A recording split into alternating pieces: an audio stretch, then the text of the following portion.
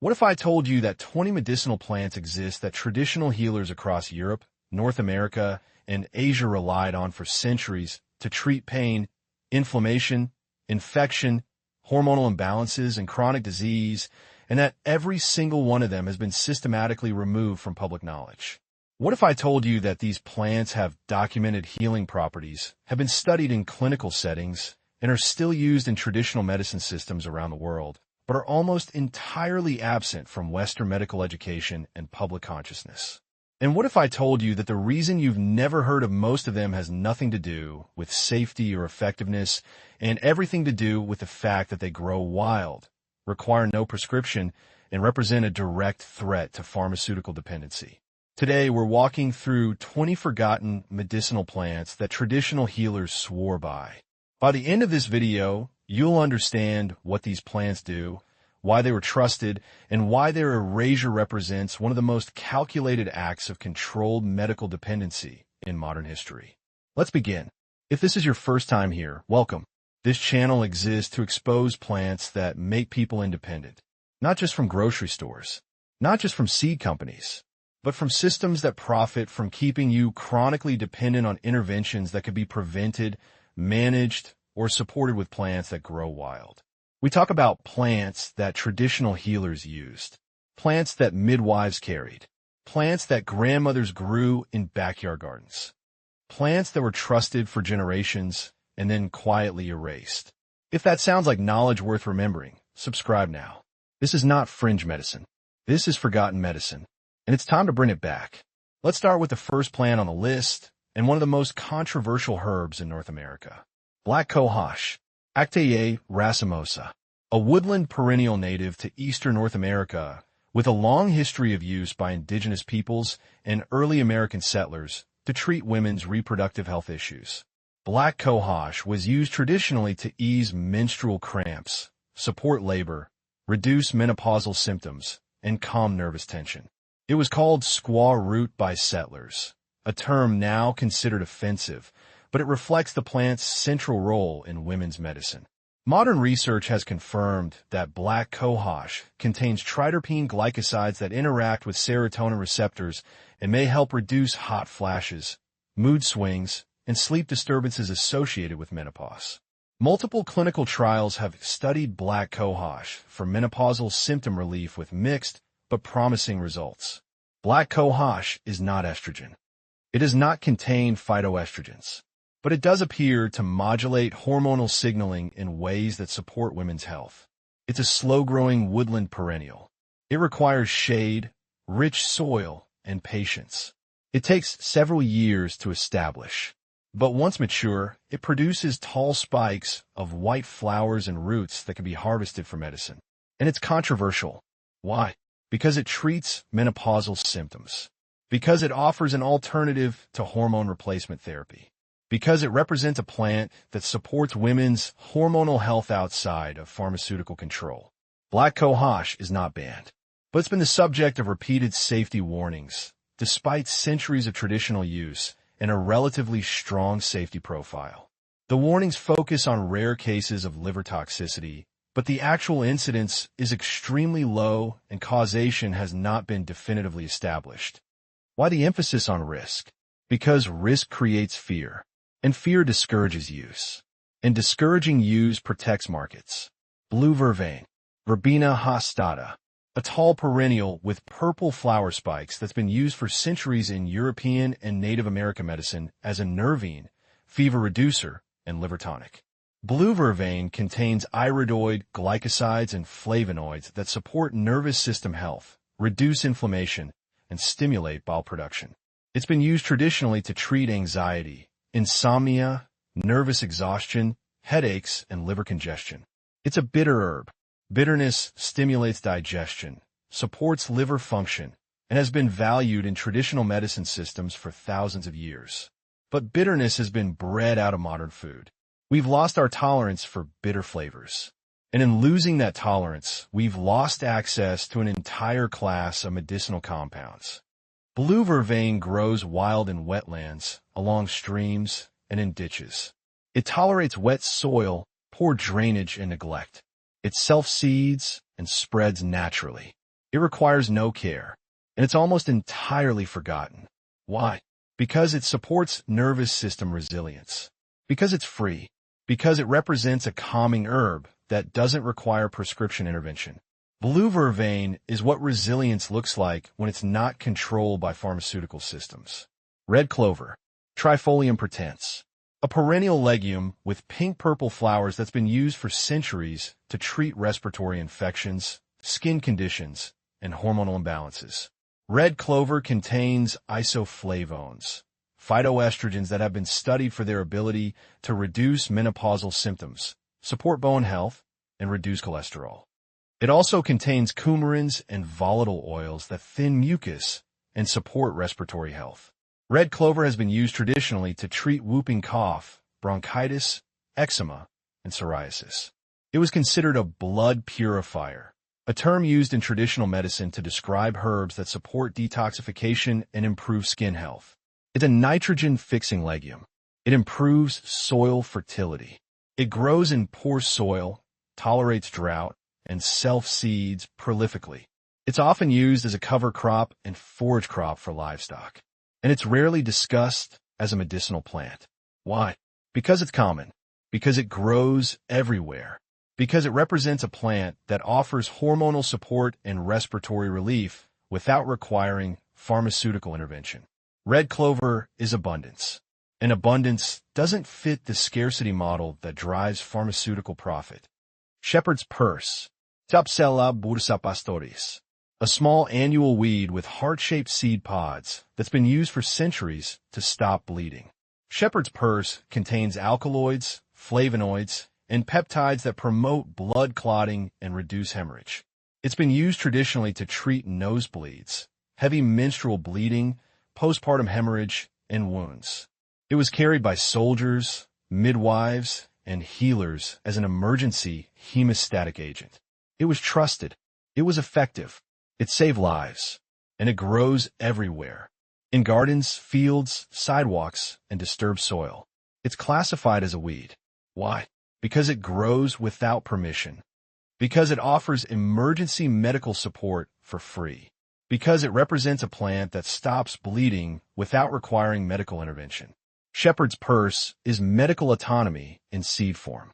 Catnip, Nepeta cataria, a perennial herb in the mint family that's famous for its effects on cats, but has been used for centuries in human medicine as a gentle nervine and digestive aid. Catnip contains nepentolactone, a compound that has mild sedative and antispasmodic effects in humans. It's been used traditionally to treat insomnia, anxiety, digestive upset, colic in infants, and menstrual cramps. It's gentle. It's safe. It's effective for children and adults. It grows easily, spreads through self-seeding, and requires minimal care.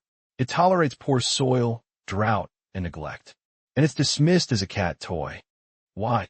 Because gentle, safe remedies don't create dependency. Because plants that support sleep and calm digestion without side effects don't fit the pharmaceutical model. Catnip is resilience for the nervous system, and resilience reduces dependency. Sweet Sicily, Miris odorata, a perennial herb with fern-like leaves and a sweet, anise-like flavor that's been used for centuries as a digestive aid and respiratory tonic.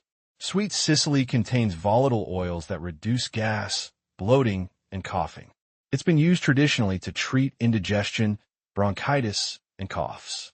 The entire plant is edible and has been used to sweeten food without adding sugar. It's a hardy perennial. It grows in shade, tolerates poor soil, and self-seeds. It's easy, productive, and forgotten. Why? Because it's too functional. Because it offers both food and medicine. Because it doesn't require purchase or processing. Spilance, Acmella oleracea, also called the toothache plant. A tropical annual with yellow and red flowers that causes intense tingling and numbing when chewed. Spilance contains spilanthol, a compound that has documented local anesthetic and antimicrobial properties. It's been used traditionally to treat toothaches, sore throats, and fungal infections. The effect is immediate. You chew a flower or a leaf, and your mouth goes numb. This is not placebo. This is biochemistry. Spilance has been studied for its immune-stimulating properties. It's been shown to enhance saliva production, support oral health, and have antifungal activity. It's easy to grow in warm climates, self-seeds readily, and produces continuously. And it's almost entirely unknown outside of herbalist communities. Why? Because pain relief is a multi-billion-dollar pharmaceutical market, and plants that numb pain for free don't fit that model. Angelica. Angelica archangelica. A tall biennial with large umbels of white flowers and roots that have been used for centuries as a digestive tonic, respiratory remedy, and circulatory stimulant. Angelica contains coumarins, volatile oils, and bitter compounds that stimulate digestion, thin mucus, and improve circulation. It's been used traditionally to treat indigestion, bronchitis, poor circulation, and menstrual cramps. It was considered so valuable in medieval Europe that it was called the root of the Holy Spirit. It was grown in monastery gardens and used as a protective herb during plague outbreaks. It's a biennial. It takes 2 years to produce roots. But once established, it self-seeds and returns reliably. It tolerates cool climates, rich soil, and partial shade. And it's almost entirely forgotten outside of traditional European herbalism. Why? Because it's bitter. Because it requires patience. Because it represents a digestive and respiratory tonic that doesn't fit the instant relief pharmaceutical model. Wild lettuce. Lactuca virosa. A tall biennial with spiny leaves and milky sap that's been used for centuries as a mild sedative and pain reliever. Wild lettuce contains lactucin and lactocopicrin, compounds that have mild sedative and analgesic effects. It's been called lettuce opium because of its calming properties, though it contains no actual opiates. It's been used traditionally to treat insomnia, anxiety, coughs, and pain. It's gentle, non-addictive, and effective for mild to moderate symptoms. It grows wild in fields and disturbed soil. It self-seeds prolifically. It requires no care. And it's controversial. Why? Because it's been associated with opium in popular culture. Because fear sells. Because plants that offer pain relief without addiction don't fit the narrative that all effective pain relief requires pharmaceutical control. Wild lettuce is not a controlled substance. It's not illegal, but it's been vilified through association and misinformation. Southernwood. Artemisia abrotinum, a perennial shrub in the wormwood family that's been used for centuries as a digestive bitter, insect repellent, and menstrual regulator. Southernwood contains volatile oils and bitter compounds that stimulate digestion, repel insects, and support reproductive health. It's been used traditionally to treat digestive upset, delayed menstruation, and intestinal parasites. It's a hardy shrub. It grows in poor soil, tolerates drought, and requires minimal care. And it's almost entirely forgotten. Why? Because bitterness has been erased from modern diets. Because plants that regulate menstruation represent reproductive autonomy. Because autonomy threatens control. Pleurisy root, Asclepias tuberosa, a native North American perennial in the milkweed family that's been used for centuries to treat respiratory infections and inflammation. Pleurisy root contains cardiac glycosides and flavonoids that reduce inflammation, support expectoration, and ease breathing. It's been used traditionally to treat pleurisy, bronchitis, pneumonia, and asthma. It was a staple in Native American medicine and was adopted by European settlers as one of the most reliable respiratory remedies available. It's a hardy perennial. It tolerates poor soil, drought, and neglect. It's also a host plant for monarch butterflies, and it's almost entirely forgotten outside of herbalist communities. Why? Because respiratory health is a massive pharmaceutical market, and plants that treat respiratory infections without prescriptions don't fit that model. Metasweet, Filipendula ulmaria, a perennial herb with fragrant white flowers that's been used for centuries to treat pain, inflammation, and digestive upset. Metasweet contains salicylic acid, the compound that aspirin was originally derived from. It also contains tannins and flavonoids that protect the stomach lining and reduce inflammation. Metasweet is gentler on the stomach than synthetic aspirin because it contains compounds that buffer the acidic effects of salicylates. It's been used traditionally to treat headaches, arthritis, heartburn, and ulcers. It grows in wetlands and along streams. It tolerates wet soil and poor drainage. It's hardy, reliable, and forgotten. Why? Because aspirin is one of the most widely used drugs in the world. And Metasweet represents the plant that aspirin came from. A plant that offers pain relief with fewer side effects. A plant that grows wild. Metasweet is what pharmaceutical innovation looks like before it's extracted, synthesized, and patented. Lungwort, Pulmonaria officinalis. A perennial ground cover with spotted leaves that's been used for centuries to treat respiratory infections based on the doctrine of signatures, the belief that plants resemble the organs they heal. The leaves of lungwort are spotted like diseased lungs. And for centuries, it was used to treat lung infections, coughs, and bronchitis.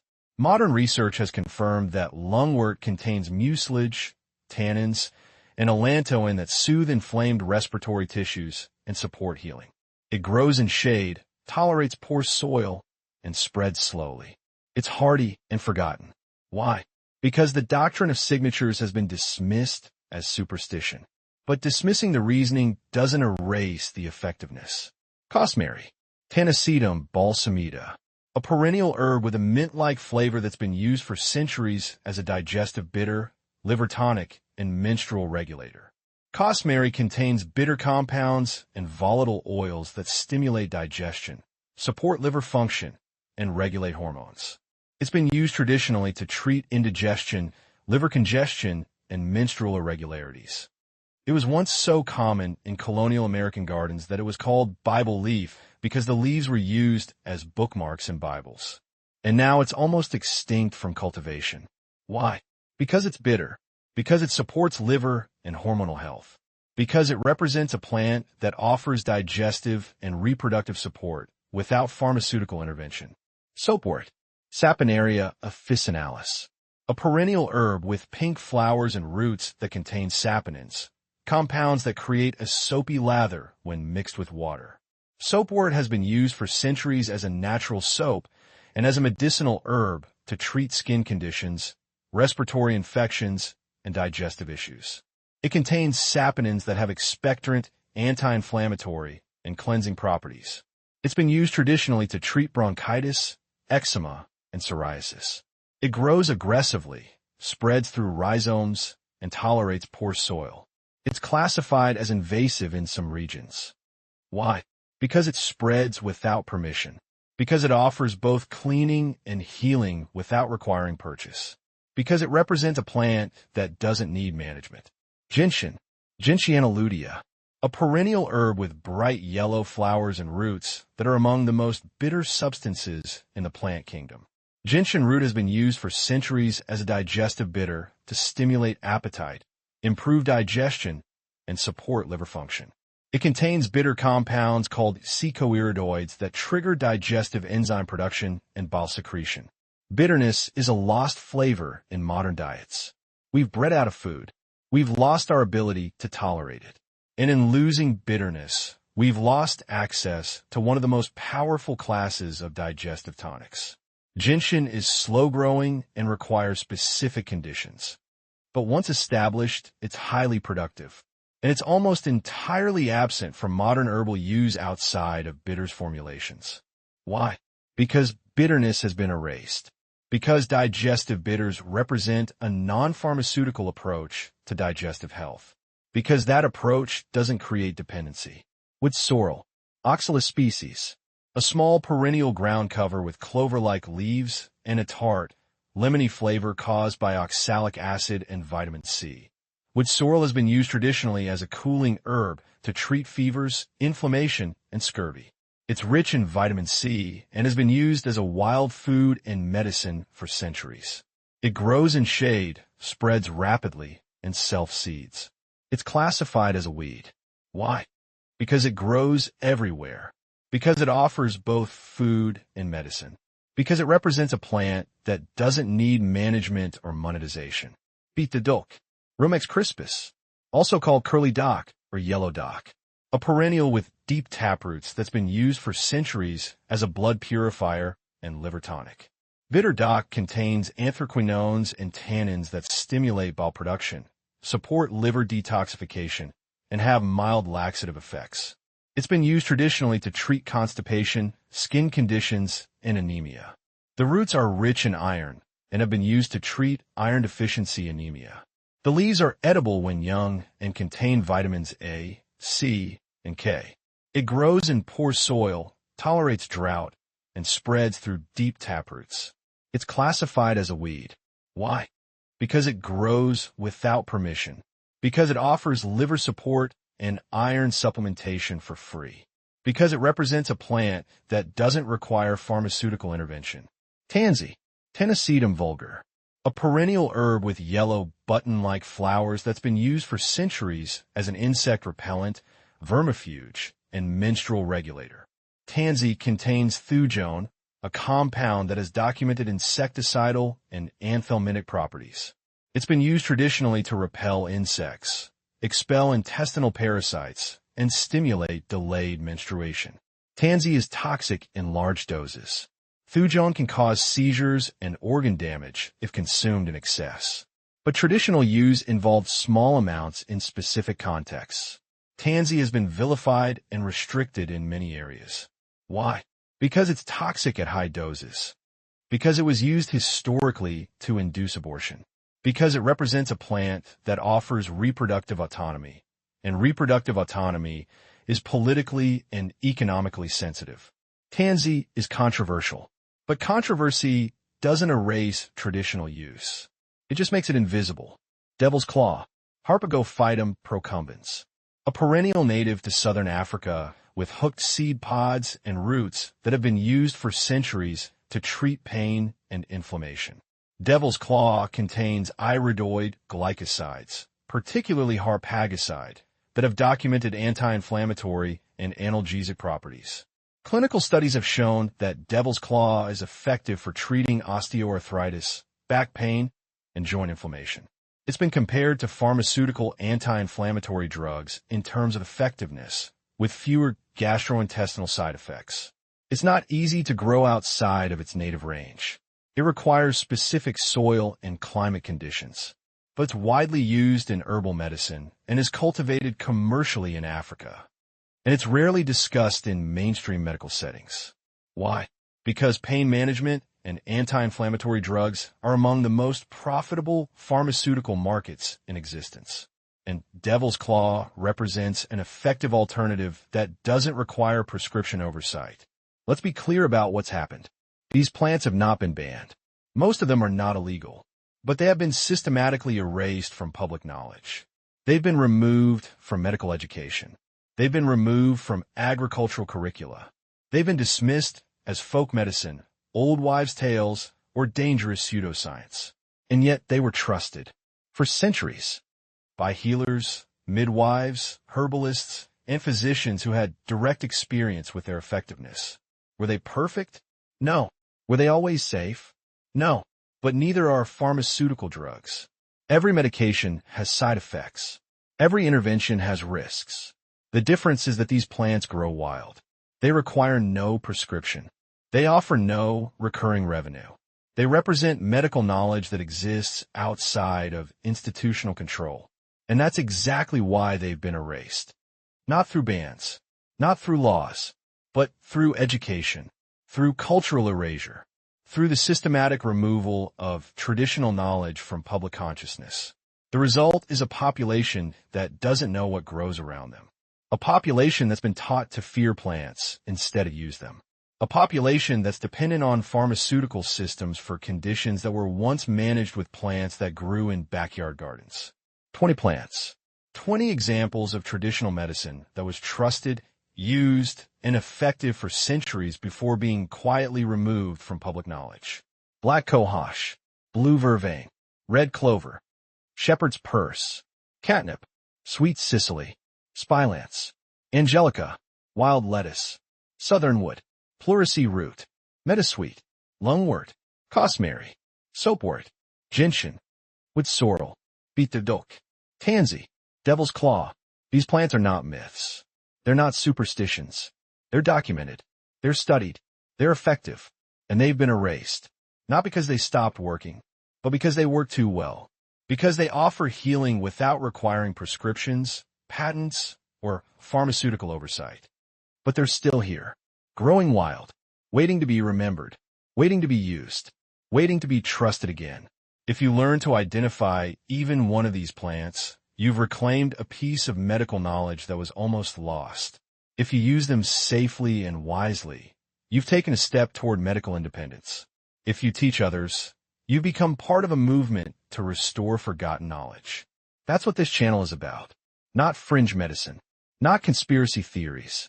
Forgotten knowledge, real knowledge, knowledge that traditional healers swore by, knowledge that worked, knowledge that's still valid.